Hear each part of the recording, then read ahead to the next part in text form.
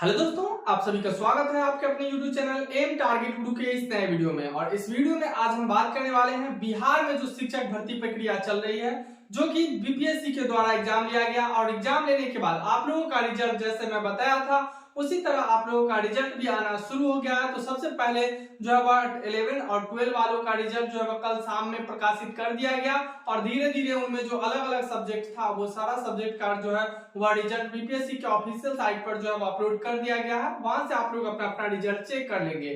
लेकिन रिजल्ट के बाद जो डॉक्यूमेंट आप लोगों को क्या सब रेडी रखना है, तो इसके लिए हम बात करने वाले हैं। चाहे आप 11-12 के हैं या फिर 9-10 के लिए हैं या फिर 1-5 के लिए हैं, तो आप लोग इस वीडियो को लगातार और लास्ट तक देखकर जाइएगा और इतना सारा डॉक्यूमेंट आप रेडी रख लीजिएगा, कहीं आपका ये डॉक्यूमेंट छूट न जाए जिसकी वजह से आपको वहां पर जो है आगे जो है यह भारी समस्या का सामना करना पड़ सकता है। इसलिए इस वीडियो को ध्यान पूर्वक जो है वह देख कर जाइएगा। अगर आप भावी शिक्षक हैं और वर्तमान उसके बाद शिक्षक बनने के लिए स्कूल में जा रहे हैं, पढ़ाने के लिए ज्वाइनिंग होगा आपका, तो उससे पहले ये सारा डॉक्यूमेंट आपको रेडी रखना है। पता नहीं कब आपका डॉक्यूमेंट वेरिफिकेशन शुरू हो जाए और कितना कॉपी रखना है, क्या सब करना है, इसके लिए आपको इस वीडियो में बने रहना पड़ेगा।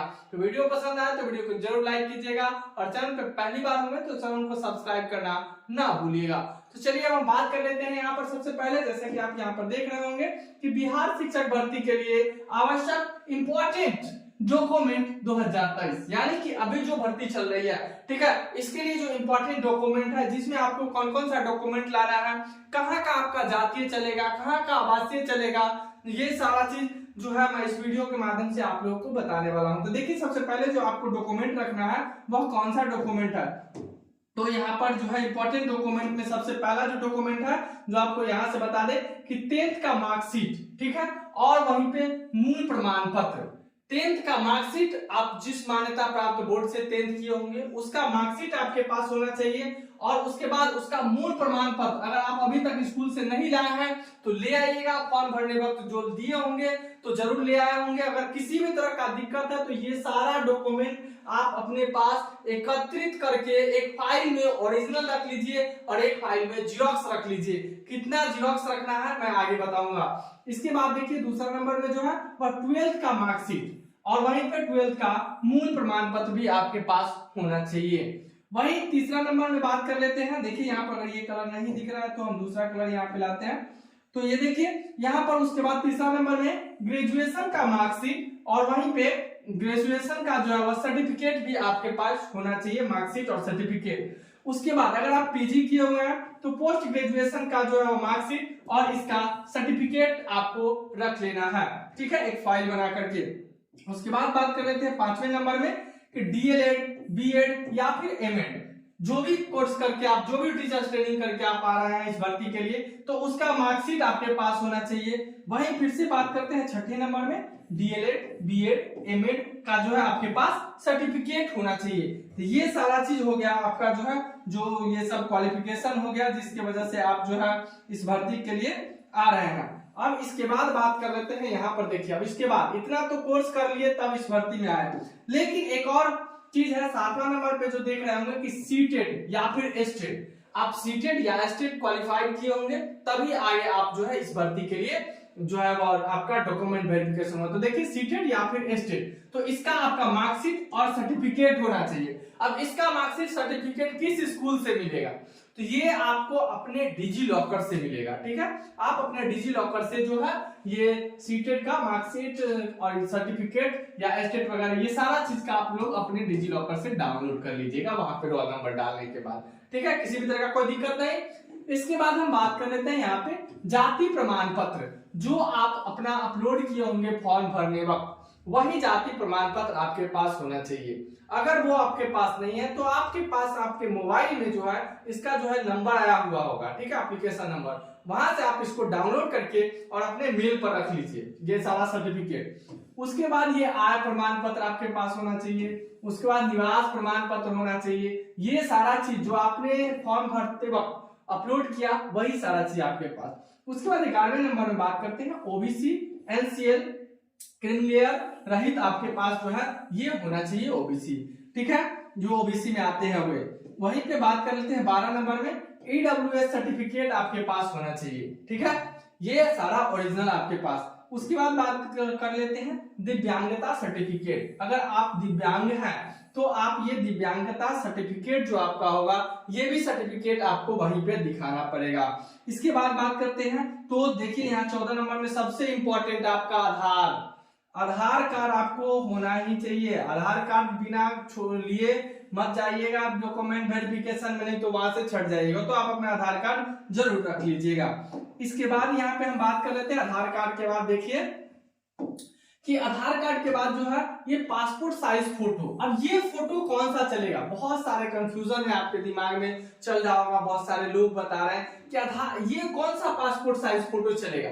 तो वही फोटो चलेगा जो आप अपने फॉर्म भरने वक्त अपलोड किया था, ठीक है, वो ऑनलाइन वाला नहीं। एक और जो एडमिट कार्ड डाउनलोड करने वक्त जो आप अपलोड किए थे, वही फोटो जो है वह ऐसे तो 2 लगता है, लेकिन आप 5 फोटो वो निकाल करके रख लीजिएगा, ठीक है, 5 कॉपी फोटो रख लीजिएगा।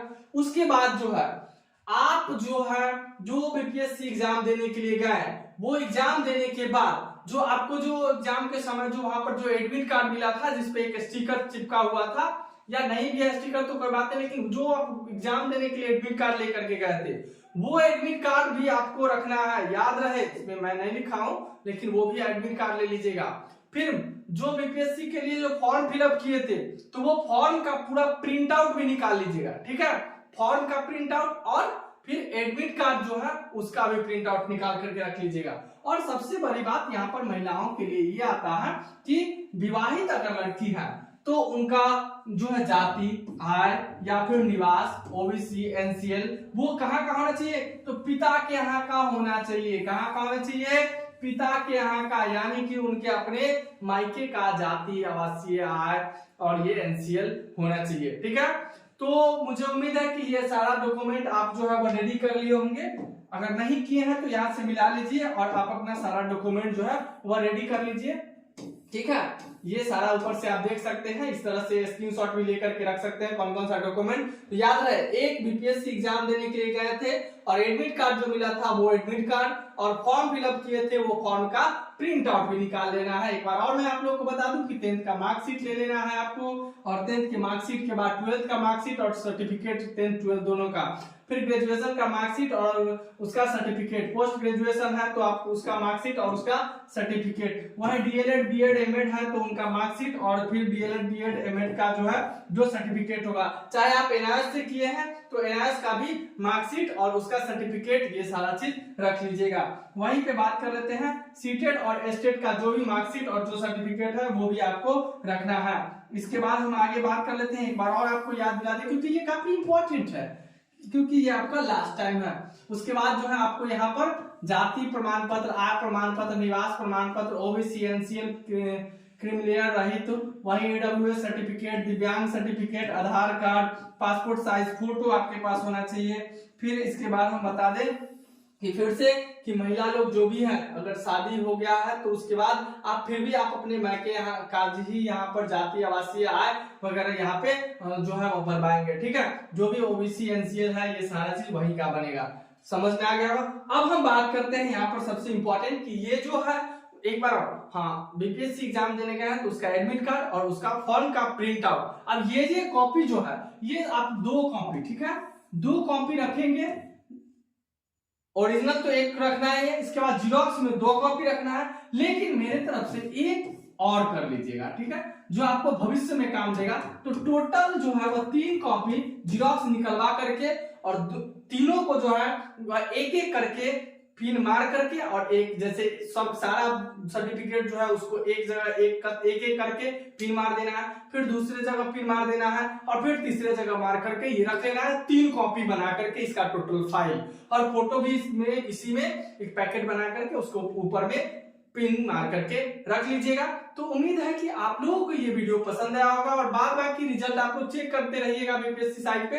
रिजल्ट जो है 11 12 का आ गया है, 9 to 10 का आज से कल तक उसका भी आ जाएगा, और उसके बाद 1 to 5 का आएगा। तो 1 to 5 के लिए स्पेशल डॉक्यूमेंट जो क्या क्या सब लेकर के जाना है, ये तो उच्च हाई लेवल के टीचर के लिए है इतना सारा डॉक्यूमेंट। लेकिन यहीं पे मैं आप लोगों को 1 to 5 वालों के लिए भी बता दूंगा स्पेशल उन लोगों का कि कौन कौन सा डॉक्यूमेंट लेकर के रखना है। तो आप लोग जो भी अपलोड किए थे फॉर्म भरने वक्त वो सारा डॉक्यूमेंट जरूर रखिएगा। वही सारा डॉक्यूमेंट की यहाँ पे चर्चा की गई है। तो आप पूरा समझ में आ गया हो, अगर समझ में आ गया है तो वीडियो को लाइक कर दीजिएगा, चैनल को सब्सक्राइब कर लीजिएगा। किसी भी तरह का दिक्कत है तो कमेंट में पूछ सकते हैं। फिर मिलूंगा आगे, तब तक के लिए जय हिंद जय भारत।